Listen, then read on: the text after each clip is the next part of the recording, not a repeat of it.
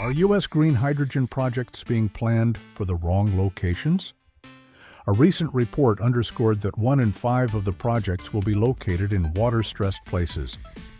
The U.S. federal government is pouring billions of dollars into the production of green hydrogen for the purpose of reducing greenhouse gas emissions, but concerns have arisen regarding the locations in which many of those production hubs are being developed. Critics have pointed to the Southwest water shortages. Just recently, in May 2024, Fortescue held its groundbreaking ceremony for its Buckeye, Arizona green hydrogen plant within a zone labeled by the city as the Sustainable Valley. That said, the Sonoran Desert plant, which will be powered by wind and solar energy, will be using groundwater for the production of the zero-carbon emission H2 fuel, which critics are calling unsustainable. The plant will require at least 26 million gallons of water in order to produce the 11,000 metric tons of H2 per year that it is slated to produce.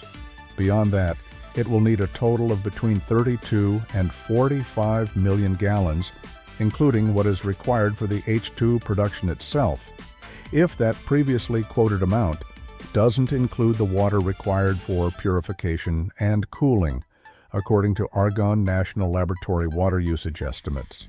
The water usage figures for the green hydrogen production remain unclear.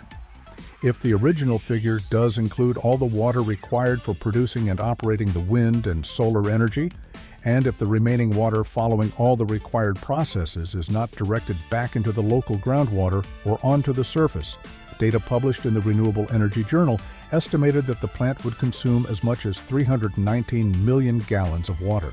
Regardless of which total is the true requirement by the green hydrogen plant, estimates show that its presence will remove more water from the local aquifer, which has already been suffering a 3 feet per year decline, primarily due to its use for alfalfa and other crop irrigation.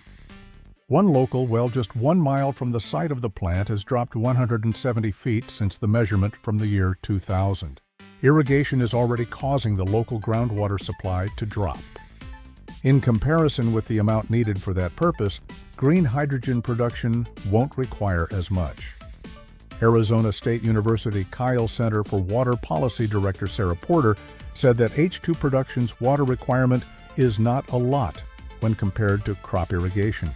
But if hydrogen is the next big thing, then it is important for the state to come up with policies, to have a policy discussion, and certainly give consideration to whether we should require sustainable water supplies, said Porter. Fortescue's take on water use for green hydrogen production. In a statement by Fortescue, it stated that it was committed to reducing the use of water for green hydrogen production, but didn't specify just what it planned to do or how much the plant would require to operate. We are conducting a detailed hydrogeological assessment to more fully understand the aquifer and how to protect it and preserve water in this area, said the statement. We are developing design efficiencies to limit overall water use, and we are seeking alternative water sources like wastewater to reduce groundwater use. Water use already established by other green hydrogen projects and by Fortescue itself, including a nearby Casa Grande 3,650-ton plant, underscores potential water consumption risks with the expansion of H2 production that have been encouraged by tax breaks and other forms of government funding. Of 18 approved green hydrogen projects that will require substantial freshwater quantities, 4 are located in areas where high or extremely high water stress is already an issue. This includes the plant in the Buckeye, Arizona area, according to the Water Risk Atlas from the World Resources Institute. Thank you for watching our Hydrogen News segment. We truly appreciate your time and interest in staying informed about the latest advancements in hydrogen technology. We'd love to hear your thoughts on hydrogen hub locations. Do you think wastewater usage could be the solution to some of the challenges we're facing? Please share your insights with us in the comments below. Don't forget to hit subscribe to stay updated with all our future segments.